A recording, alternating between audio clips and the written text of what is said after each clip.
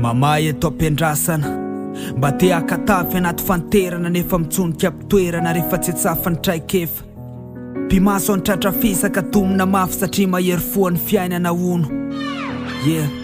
atao amin'ny efitrano fiandrasana feondalitra ny miantsokorana nitenda tromaina tsy olana mandeha ny ora fa miraikitra ny sekotra na fatrapikitrana ny fanjaitra ny fanatsy aitsonina efa niomana na tsy laitra ny fitaitainana hinona no ambadiky ny farafarana ho fotsy sa ho mainty efa saefanao narangarana atao amin'ny efitrano fiandrasana lasa lavitra loatra ny saina na efa tazomina mafy tsy oatra ny lotady anapakaina ny vavany kompona tsy sasoka tsy te loapeo atao nato mivavaka ny loalika ny metsika tsy naheto mitsanga mitoetra tsy mahatombona satria efa voasoratra hoe tsy natao hipetrapetraka elafa iary sy rotoroto sento kely eto atao amin'ny efitrano fiandrasana ny mpamangy mandondona ny tena miezaka ny tsy anjombona gasy aleo entina milamina matsara ohatrany silama sy ny frama say maniry ny ratsy retoboko azavanina ianao mahery fo tsy mila volefona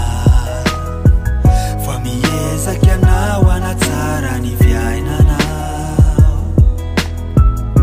nareo mahery fo misaotra nareo la la la la la la la la la la la la la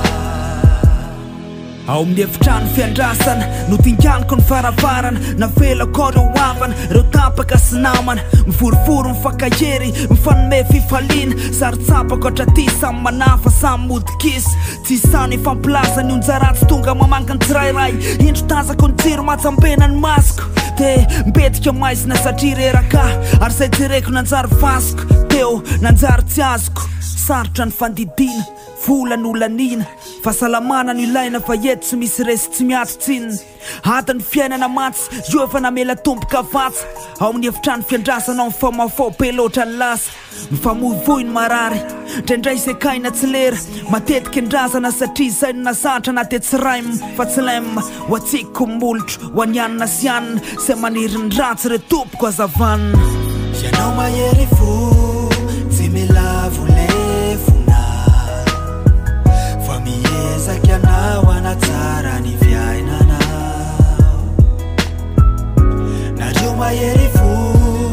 misaotra nareo la la la la la la la la la la la la la ty fiainany ty mandalo eto tany ny efitrano fiandrasana ao ambadiky ny farafarana ny misy nytoyany fa tsy any apasana ndao ary fampizara hery fanome fifaliany fanome tanana anio mandra-piandra eto amin'ny efitrano fiandrasana sarotra mpianiny tsy anoratra fitiavana